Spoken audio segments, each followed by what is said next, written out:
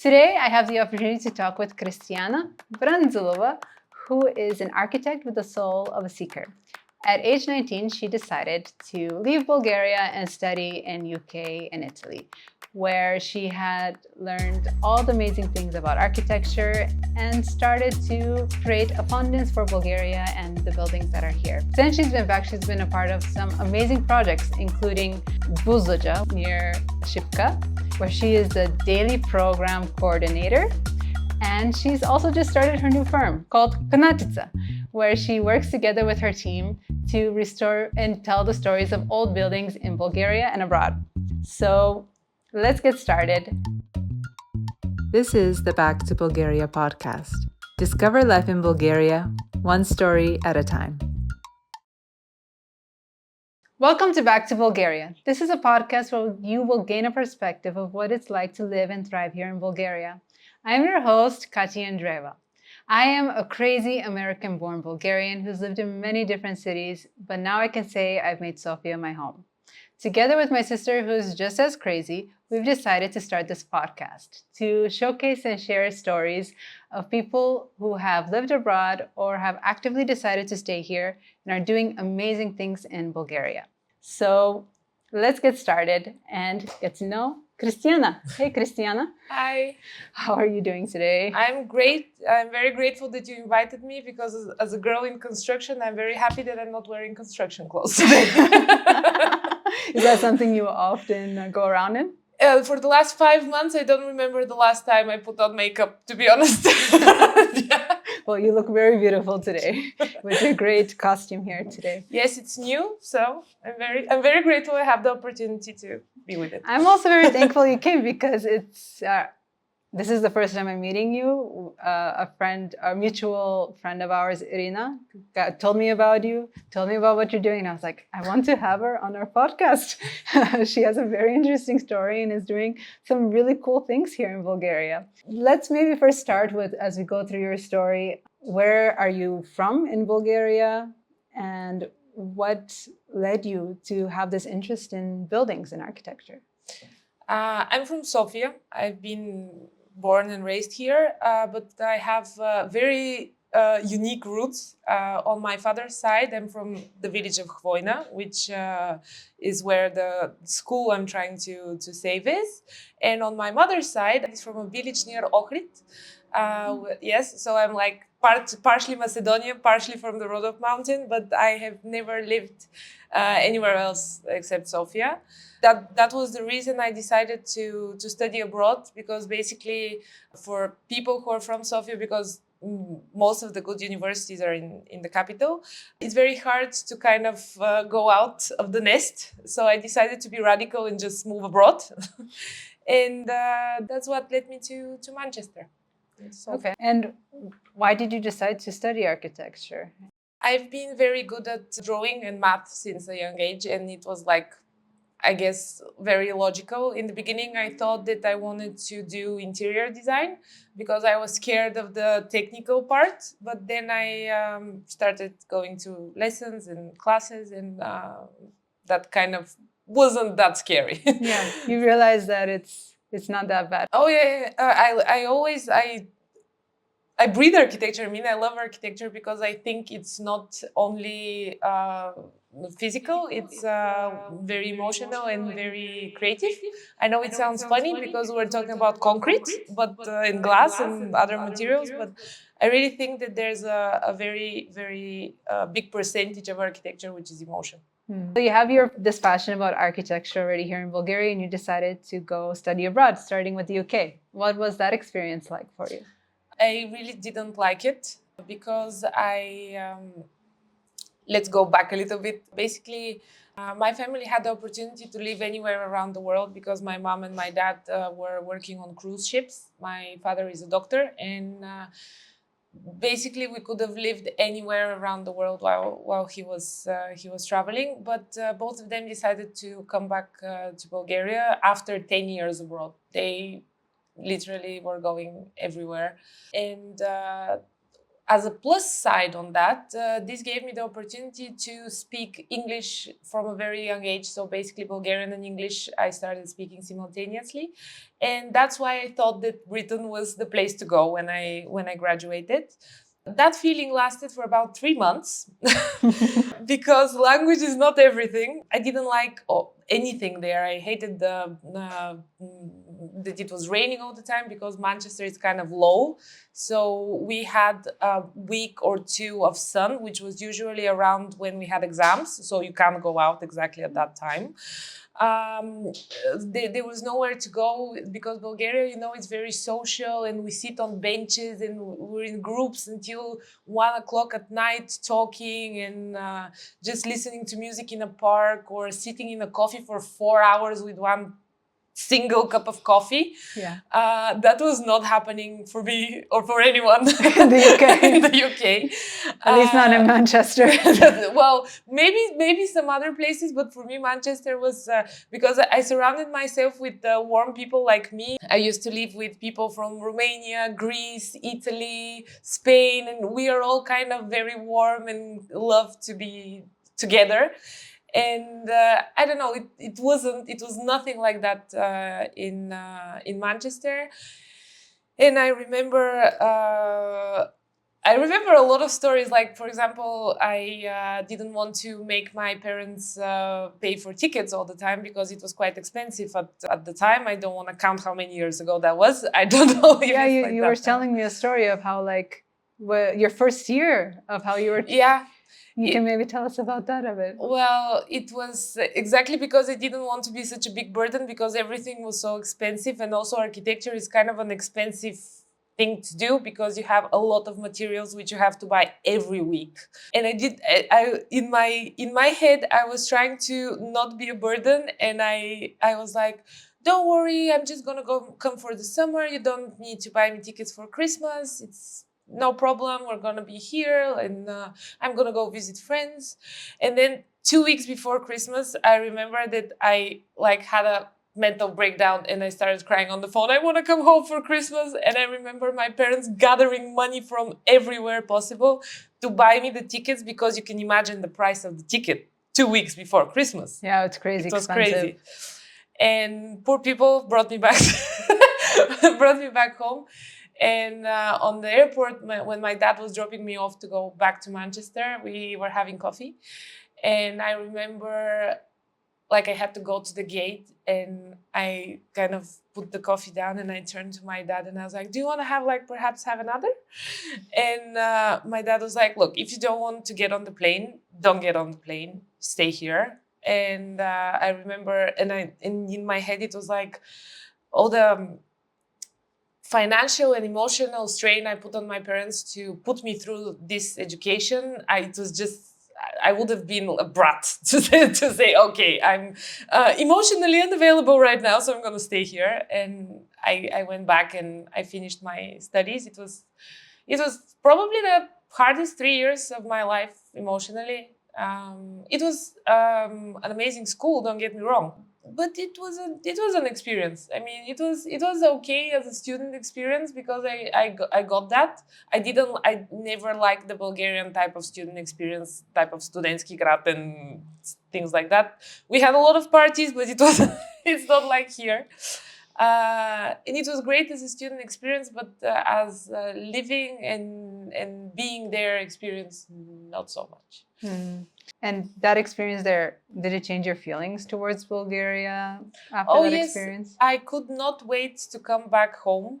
And I remember that I gave myself a 1-year break. I was like, I'm just staying here and I'm going to work whatever stupid job there is out there before I go, because it was a bachelor's. Mm-hmm. And I gave myself this time to kind of self-regulate, because I really missed here. Mm-hmm. I gained so much weight in England.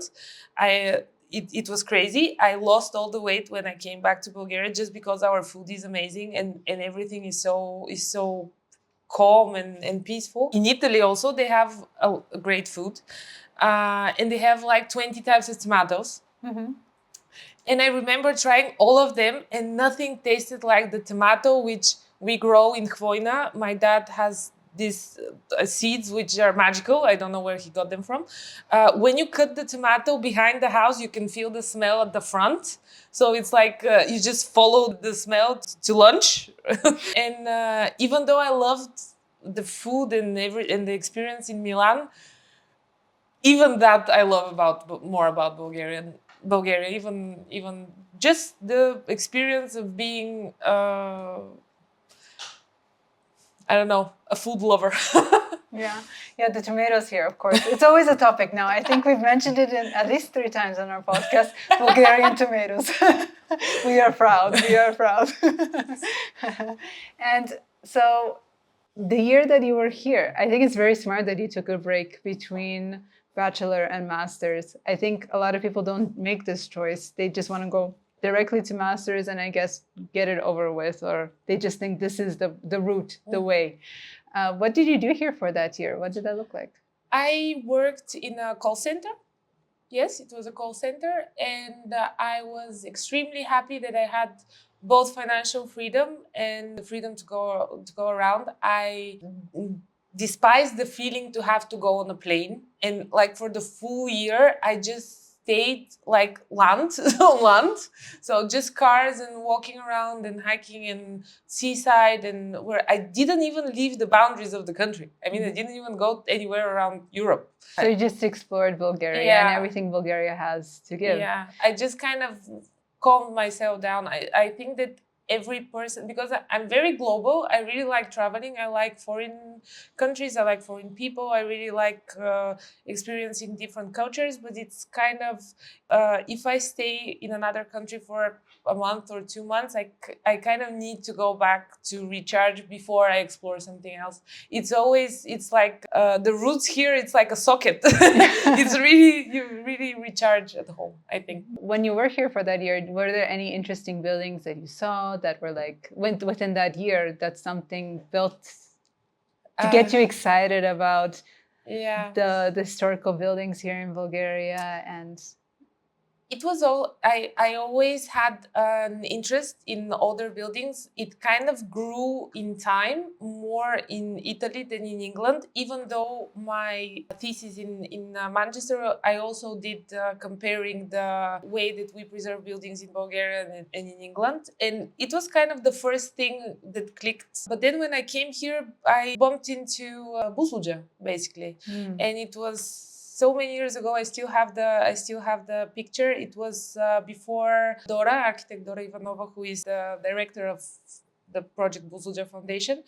It was even before she started working on the building, so it was completely abandoned. And I remember we went to Shipka and Buzludzha in the same day, and we were coming back from the seaside. And that was kind of the first spark. Buzludzha was the first spark, because I always noticed smaller old buildings. I have a big problem because I keep on tripping because I constantly look up. It's like just that has been like that since ever.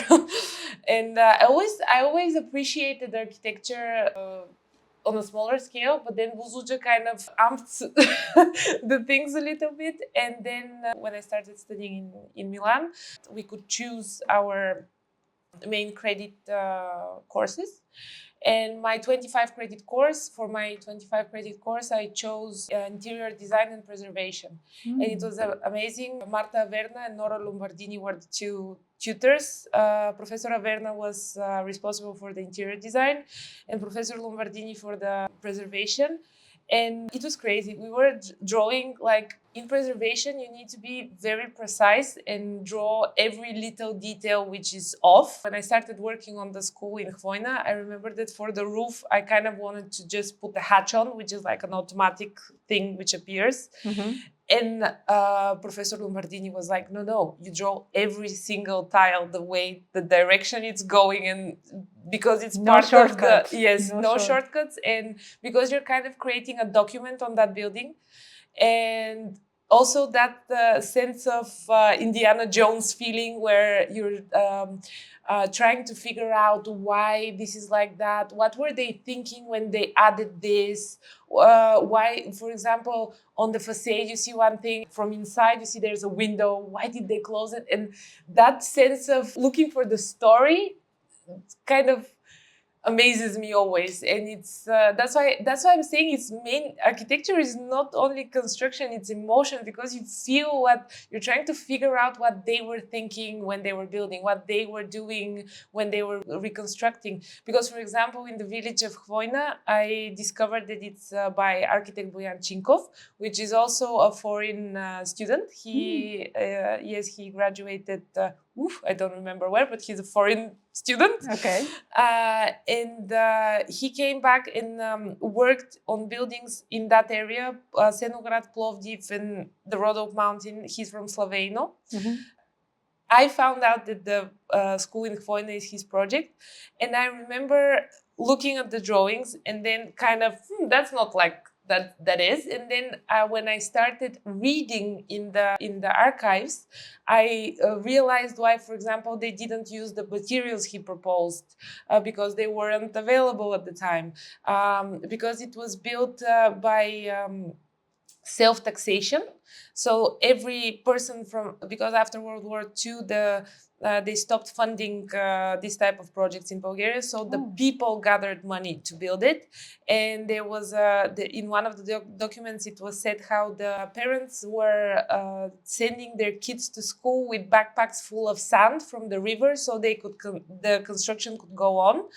And then, yes, that's present in the building, because you can see that, because the grain in their little strips of concrete where they were trying to make the modernistic touches of the building, and you can see the grain of the sand because it's not like so fine as and it's just all those little things which tell a story, because the building fabric tells a story. It's the same as in Buzludzha, it's the same as in Semkovo, in Coliving Semkovo.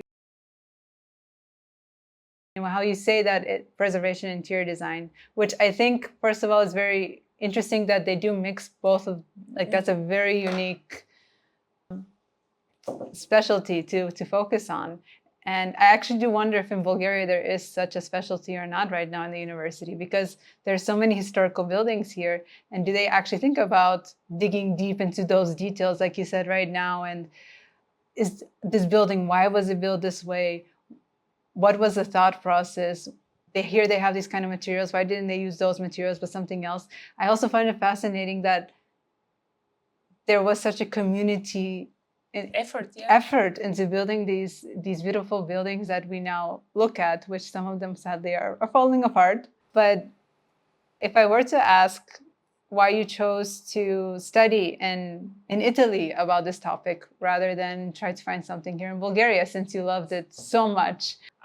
What I wanted to achieve is actually to get a new perspective on architecture by studying somewhere else, even though not so far away. Because, for example, if you go to America, it will be a completely different story. But I wanted to think a little bit differently than the way that I would have been doing my projects if I stayed in Bulgaria. Because I think that especially in Italy, in my university, because Politecnico di Milano is one of the top 5, I think, in the world. Before it was top 5, now it's probably, I hope, higher. And the diploma is internationally recognized. I wanted to have a different approach to architecture, because I could feel also in that year which I stayed in Bulgaria, I was talking a lot with my friends who started studying here, and their direction was more functional and to be able to be very precise in their drawings. That was something to make photorealistic visualizations, to be perfect in creating the floor plans and the drawings. I felt like it was this soul which I was missing. When I started looking for a new university for my master's, I came across Politecnico di Milano, and I started first imagining how it would be to live there, because it was something which was really important to me after the fiasco England was. I love the country. I think that what I got a little bit extra was the idea, was the way you think, the way you kind of dig into what you were doing as a project. And I was really bad at producing drawings when I graduated, when I came back to Bulgaria, by the way. It was a huge gap between what they taught us and what the people of my age could do here, because they were perfect in drawings. They could be part of any architectural studio and be completely left alone to produce the drawings. And also I loved Italy because I really like pretty things, and I think I think that it's very important for a person who is in a creative job to like beautiful things. And I was amazed by the fact that the nonnas, even when they were going to the shops, they were so beautifully dressed, even to go out to get bread. They had their hair, they had their glasses, everything. Like the design was everywhere, in the shops, in just literally everywhere. And then you have England, where there were students who used to come with their pajamas to lectures. And it was kind of it was very funny, because at the time when I started studying in Milan, I had bright pink hair, and I had like both of my sides shaved. Oh wow! I looked like a parrot, literally. And because I was still kind of figuring out, because after the chaos of England, I came back here, but especially in that period in our 20s, we're kind of figuring out who we are, how we like to look, even what we want to do with our lives. And I went to Milan looking like a ridicule. Seriously, it was crazy. I'm 6'1". They're not tall. Yeah. I had bright pink hair. Okay, and I had such an eclectic way of dressing that it was crazy. It was very funny, because at the time when I started studying in Milan, and then me looking like a parrot enters. I remember coming out of the subway and kind of walking between this sea of people who are dressed in complete black clothes. Oh wow! Black. Wearing Doc Martens shoes, Ray-Ban glasses, and Herschel, I think you call the backpack. Oh, yeah, the famous. Can we say brands? I'm not sure. We have no problem. Yes. And they were like completely the same, all of them. And I stood out in a bad way. Mostly Milano, where it's like the fashion center. Yes. I was like the what not to do on the street when you dress. Because there was even this girl who had like an Instagram page, who was walking around the city taking pictures of people who are dressed weirdly. And you made it. No, thank God I didn't. No, but I remember my roommate. She has been living in Italy since she was a child, and she's Bulgarian. Her parents are both Bulgarian, but at the same time she got that kind of cool vibe, the cool Italian vibe. And she was like, look now, I have to show you this page. If you go on that page, you're moving out. I cannot be seen in public with you. But it was a joke. But in time, I kind of calmed down and went back to normal, rebooted the system. From UK to, yes, I'm here in Bulgaria, I feel free. And let's tone it down a bit. Yeah, somehow in the end of this, because so when I was in England, when I graduated high school, I had red hair. Mm-hmm. I kind of did the red-black vibe because it was very goth at the time in Manchester. And then I came back to Bulgaria. I chopped it off and turned blonde, white blonde. Then I went to Milan, and my first landlord told me that I'm Russian, and I don't remember why I hated that. I'm not sure why I hated because that. You're Bulgarian. Yeah. But it's like, the fact that I'm like Slavic looking and blonde doesn't make me Russian, you know? And so I had that experience. And then by the time I graduated Milan, I kind of turned back to exactly Bulgarian looking person. Back to your roots. Back to my roots, yes. And I have like this is my natural hair color, and Yeah, you started to accept who you are. This is you. yeah, it's a cool transition, and I'm grateful for the trip around myself also, not only around the world. I'm grateful for that because I can say like I'm this, and I'm not trying to fit in or anything like that, because you kind of always look odd when you're trying to fit in. It's not, you're pushing something which is not you. Yeah, it's good to be able to say, this is who I am. Yeah. I know who I am. I'm moving forward as who I am, and I know where I'm going. And so in Italy, you found the soul. You found the thing that you're looking for that you didn't get in the UK, and you felt here you wouldn't find it, but you found it in Italy, and you decided you want to develop this here in Bulgaria. Yes, exactly. And it was something I felt was lucky. Yeah. I completely understand, because sometimes when I look at these buildings, I'm like, oh, this is so cool. Look at this building. Like, and you're imagining them, how they were coming in with their kids and their groceries. I keep on like having these mental images of how it was functioning back then. Because most of them now are public buildings, for example. They're not households. And I imagine just the owners, how they were living with their families there. My question is, how did you navigate in finding your niche, your people? How I'm going to start? Like...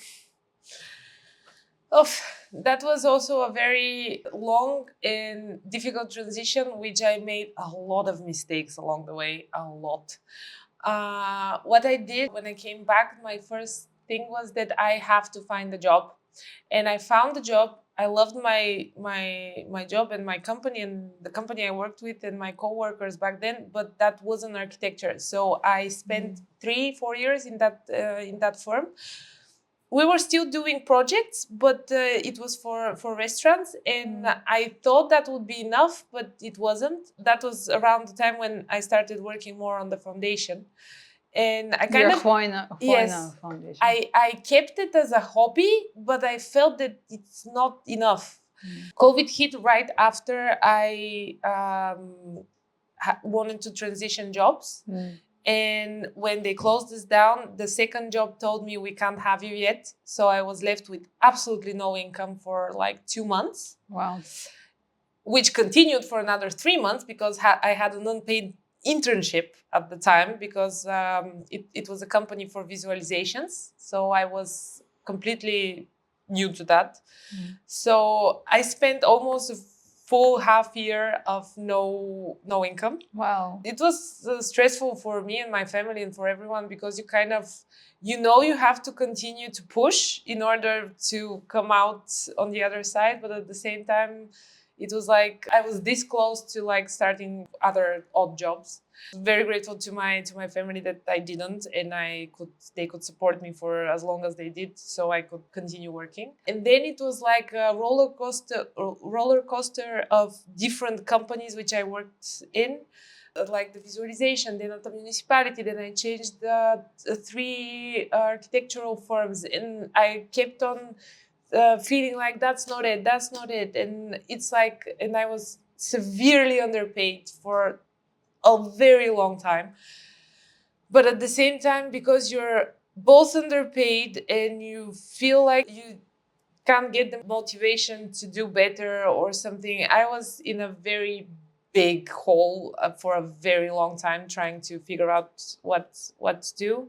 And then I just decided that if, as I said with my appearance, if I will continue in construction, I need to continue as myself. So I decided to start my company. I decided to start Kanatitsa. And I started it in January. Yeah. That is 4 or 5 months now. Yeah.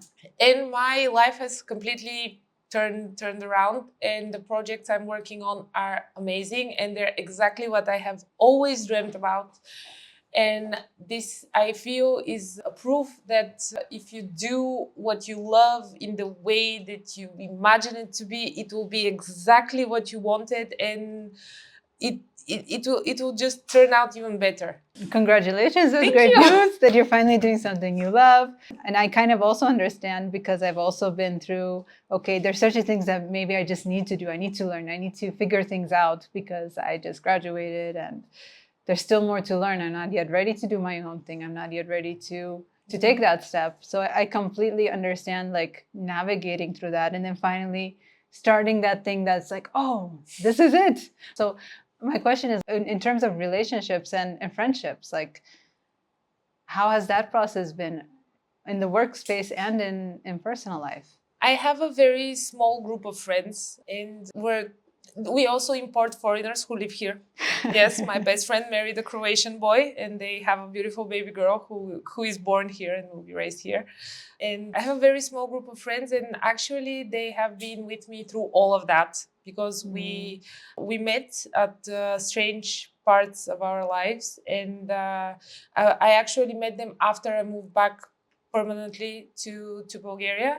And also this is very hard when you are living abroad because I have a lot of friends which are everywhere but not next to me, and it's kind of you want to be in touch, but for me personally phone calls are not enough. Skype and whatever is not enough. I need physical connection and presence.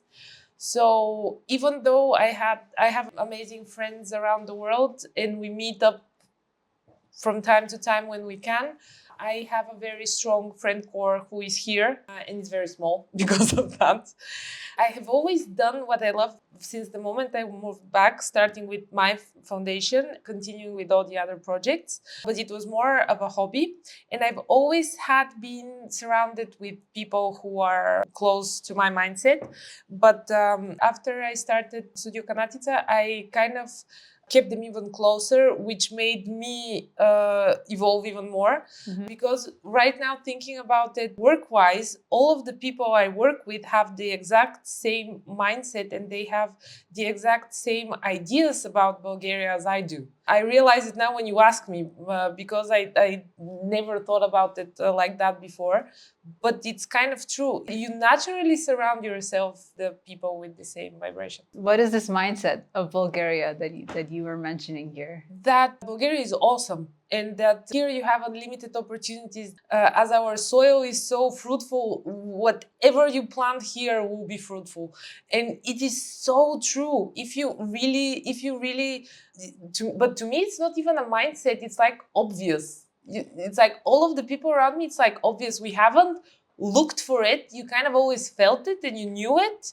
And now you're just developing it. So it's not something like, for example, a foreign entrepreneur coming to Bulgaria, checking that the taxes here are low and that's why he creates his business here. No, it's like all of us really think that here it's amazing. And believe me, we know all the bad things and we are trying to fight them and we're trying to live with the ones which we cannot overcome. But generally, it's just an obvious choice for a fruitful life for me. And I love the fact you just said that because it's also for me like something that's so obvious when I look around and I see things. Yes, there are a lot of problems, but these problems are opportunities to do something, to be active, to try to have a purpose maybe in what you're doing, not just a 9-to-5 job of, okay, let me do some tasks for the day, but maybe your tasks that are part of your job bring something more than just, okay,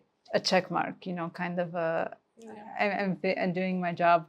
Like, so you said Bulgaria is an amazing place with a lot of opportunities and that there are problems. What are some of the problems that are more close to your heart that are happening right currently in Bulgaria?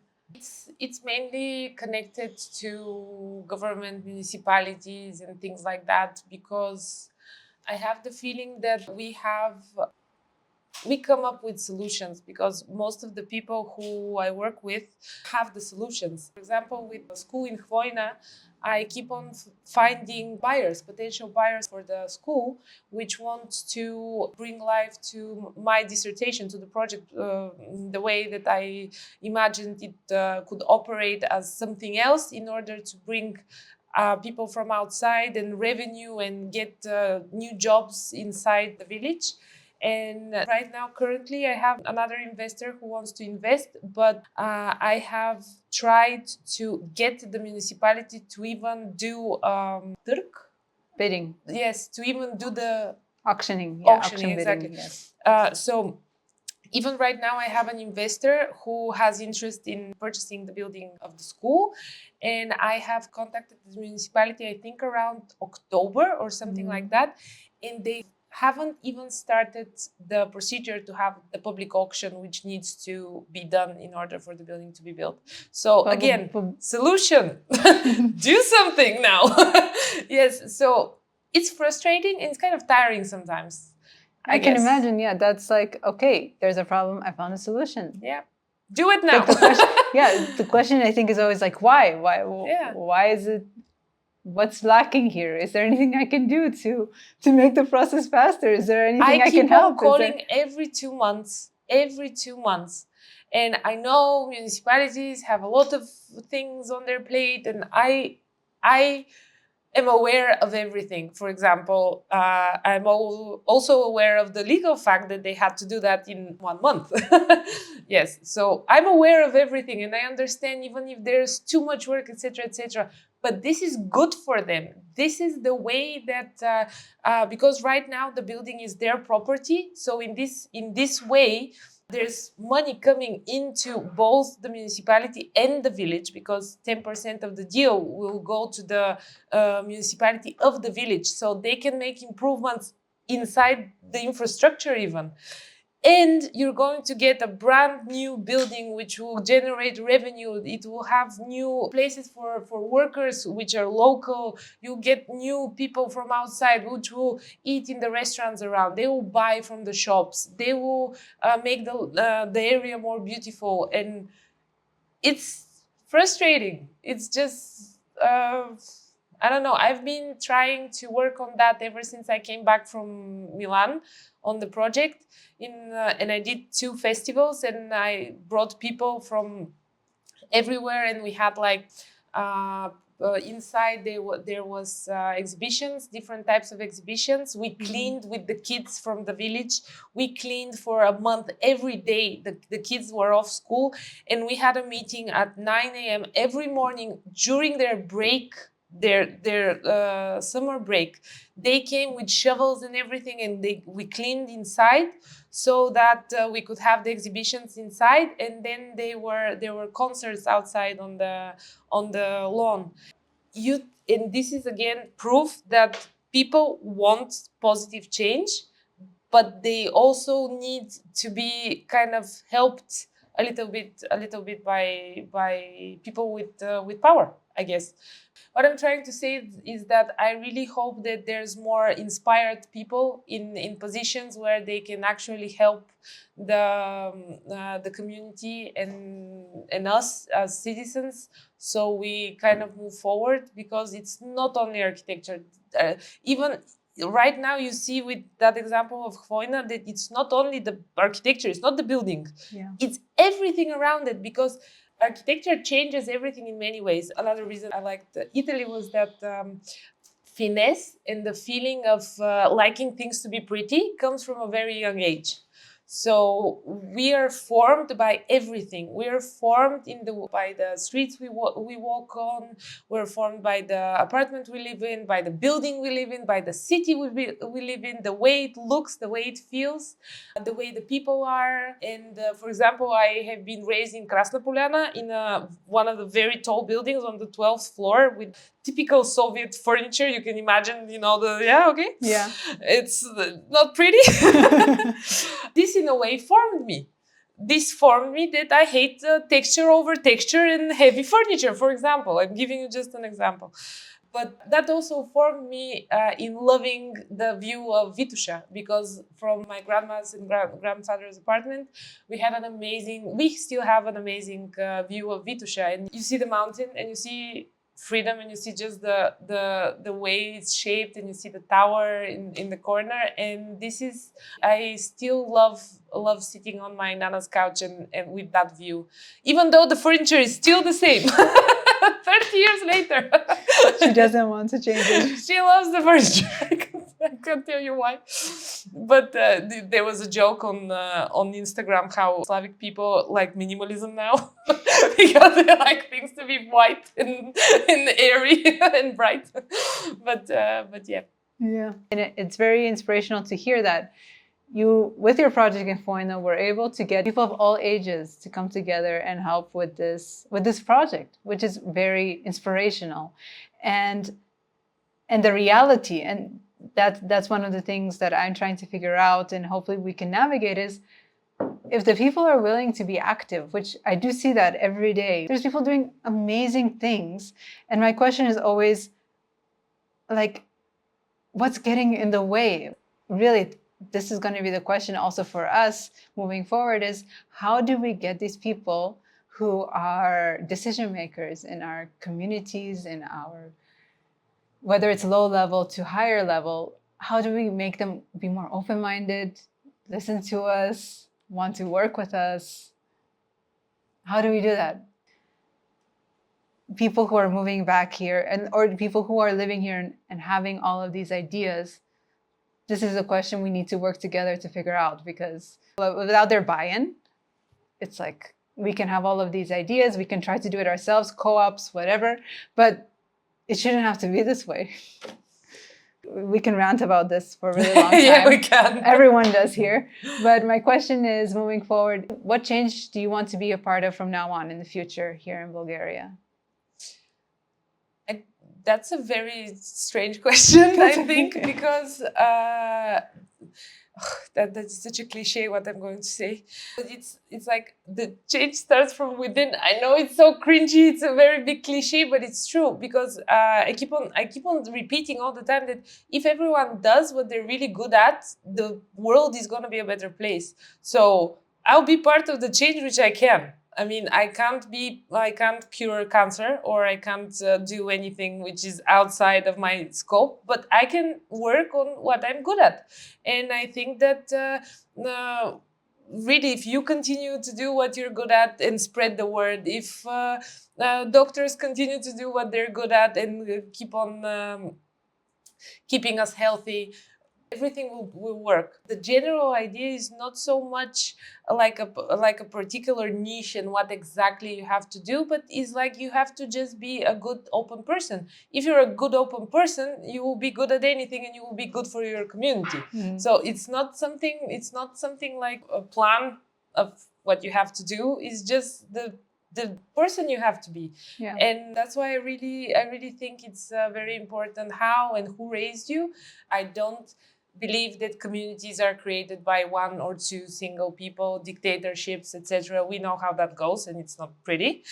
So we need people who are okay, not team players, community players. So we need people who want to be part of the overall, of the whole picture, who want to do good generally. I don't know how to say. People who are contributing to community with whatever way and form. But you are doing things, right? So you are an architect and you care about the old buildings. So what are some of the projects you're working on right now?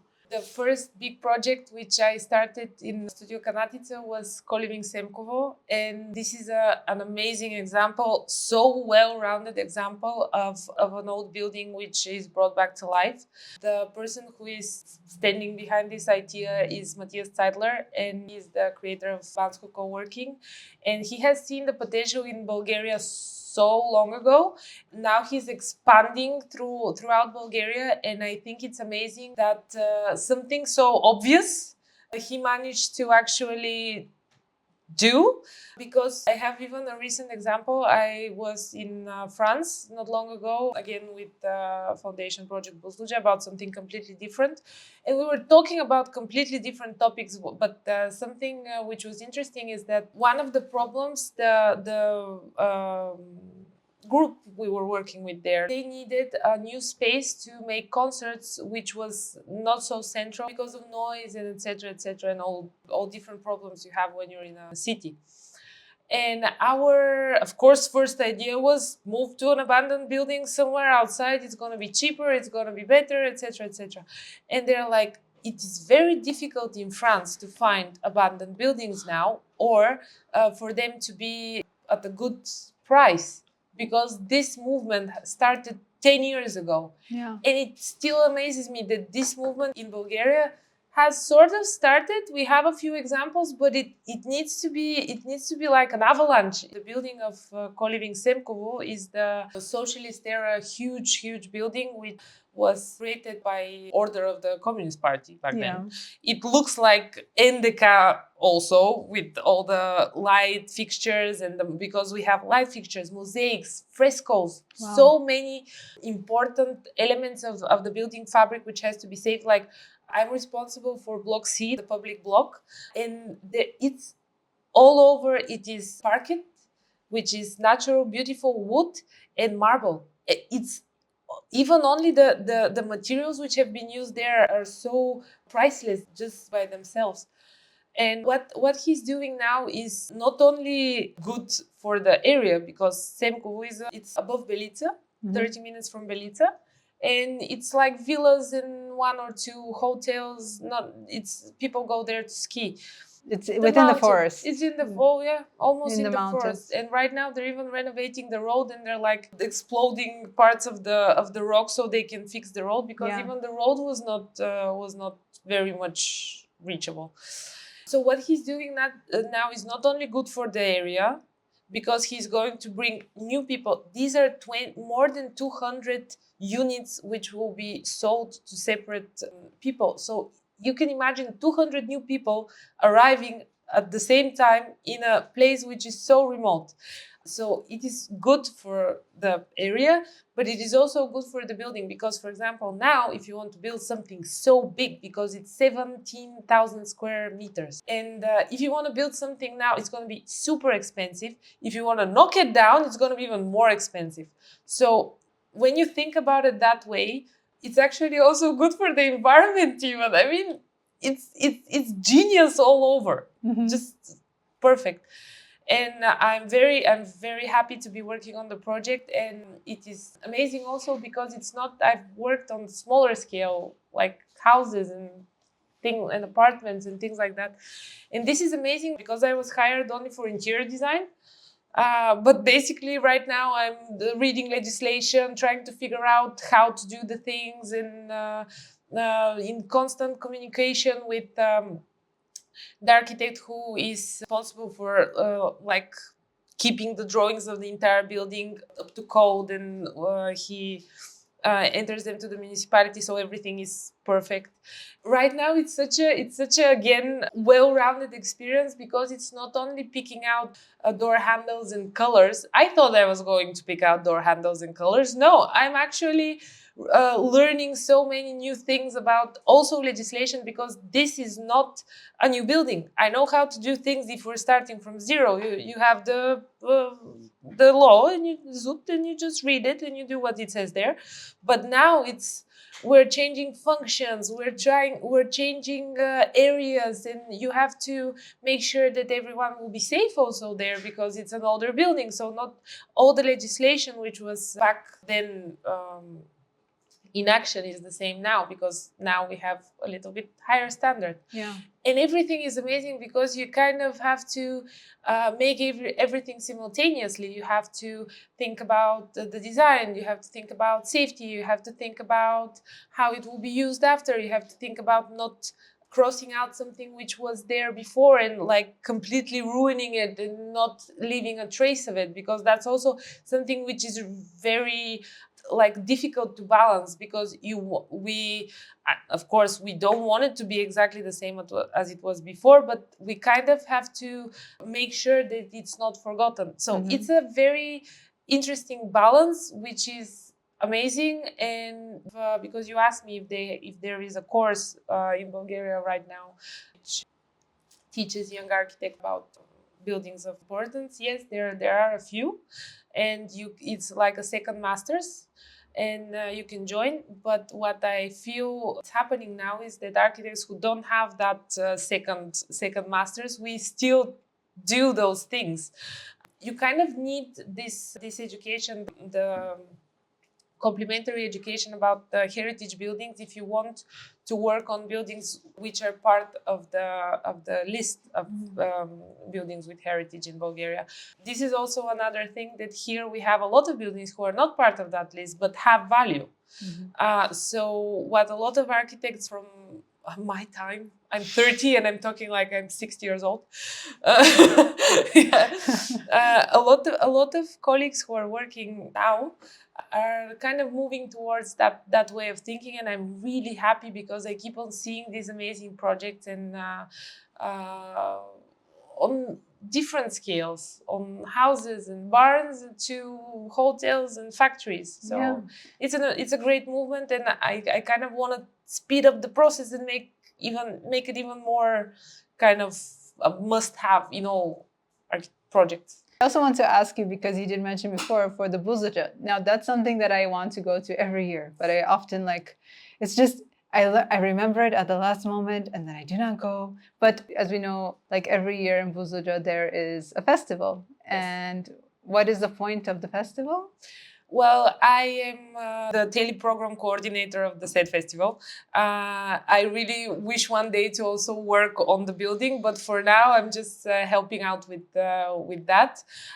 So this year the dates, write it down, 8th to 11th of August. Yes, and it is just an amazing experience because it's really one of a kind, not only for Bulgaria, because what the point of the festival is to show the potential of the building and hopefully by not only by the means of the festival, but with all other means, to open the building. And we are trying to show what can happen in the building when it's functioning. So basically right now we are doing lectures, sitting on the floor, on the ground in the forest, and we're having concerts under the open sky. There are 3 stages, which is amazing. We have the main stage, which is down in next to old Buzludzha hut. And we have the monument stage, which is right under the monument. And the experience is amazing because you are under the open sky, under the building, and there's music everywhere, and it's a bit windy. Yes, this year there will be shelter. But you have to be prepared that it's a bit a harder environment up there. But other than that, it's amazing. And we also have the forest stage where the daily program will take place mostly. And then there's going to be music program after that. And of course, the most amazing thing is the 3D mapping. This is always the cherry on top because it is... I really want to say all the people which are taking part in that, but 3D mapping is by MP Studio and they're amazing and they have won international awards. Not long ago was the Light Festival here in Sofia, like a few days ago, which they also organized. But the festival actually shows the history of the building, why it has to be preserved. We're trying to... people who do not appreciate the building right now, because there's a lot of backlash that because of the period the building is from. We are not fans of the period. We are fans of the construction of the building and of the amazingness that Buzludzha is. And even those people are welcome to come, because there's going to be so many elements which will show the history, and we will ask a lot of questions, trying to understand why people feel the way they feel about the building. And I think this is very important. And if you are completely not interested in architecture, you can just come to camp, listen to music, have cool beer, because we have amazing catering. Do you call it catering? We have food there and drinks, which are great. And it's just something for everybody. So even if you don't like architecture, you're welcome just to have a party. I will definitely, I wrote it down, and I at least for sure, I think this year will be there. I'll make it a priority to be there. But thank you so much for joining our podcast. I've learned so much from you in this period. I talk a lot. I don't know if it's going to be 2 hours now. We'll see. But it's a really, everything you've said, I think is just gives so much value from like the experience of wanting to move abroad and then realizing how valuable your roots and what you have here in Bulgaria is, and still wanting to go abroad to study so that you have something to bring back and give value even more with the historic buildings here, and having that interest to delve into that history of the building, and meeting people along the way that support you and who also think that Bulgaria is a great place for living, because I meet more and more people who think this way, which I'm so happy. And the fact that people who are coming together, doing great things all across Bulgaria, I just love that. Thank you very much for having me. I hope my story was inspiring to someone. Yes, I think it definitely was. If you feel the same way, please share it with your friends and family. Comment below. It helps us a lot. And I ask you that you also go out today and do something awesome. Bye.